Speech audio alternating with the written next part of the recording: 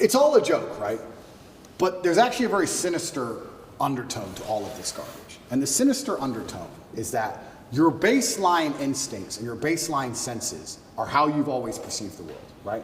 They have to attack them at some level. And they did, I mean, it's fantastic with COVID. COVID, I know we can talk about it now, it was amazing. I used to say to people all the time, who have you seen die? Do you see a pandemic?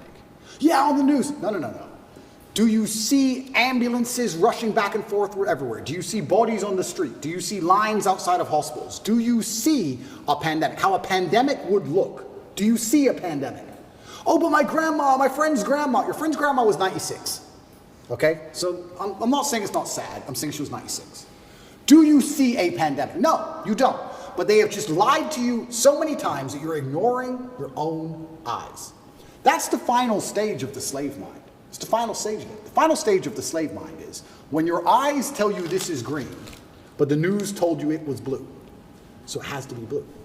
So when they're doing these things, it's nothing to do with caring about the mental health, of gender ideology, none of this garbage. They're deliberately attacking you and saying, what your eyes tell you is wrong. Because if they can make you start to admit that your own eyes are wrong, then what other defense do you have against propaganda? If they're going to give you a lie, but your own eyes can't protect you, well then it's over, isn't it?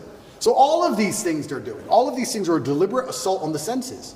And they do it by controlling the language. If you control what someone says, over time, you'll control what they think. You don't think what you don't say. It's very hard to live a life for 8 years, if you're lucky, and think things and never say them ever. If you think it, you're going to say it sometimes. You're going to give the idea, get some feedback on the idea, build on the idea, change the idea, whatever it is, through discussion. If you never, ever, ever discuss it, you're not going to think it.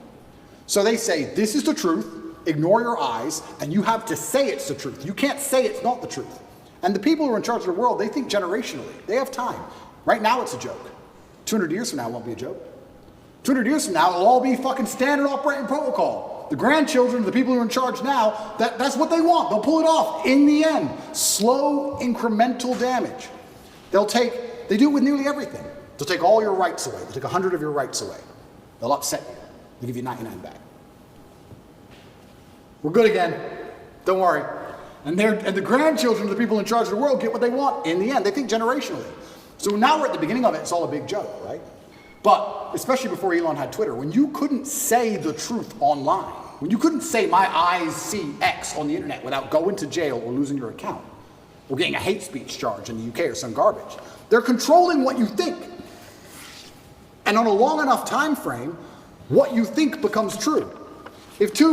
We all believe 2 + 2 is 4.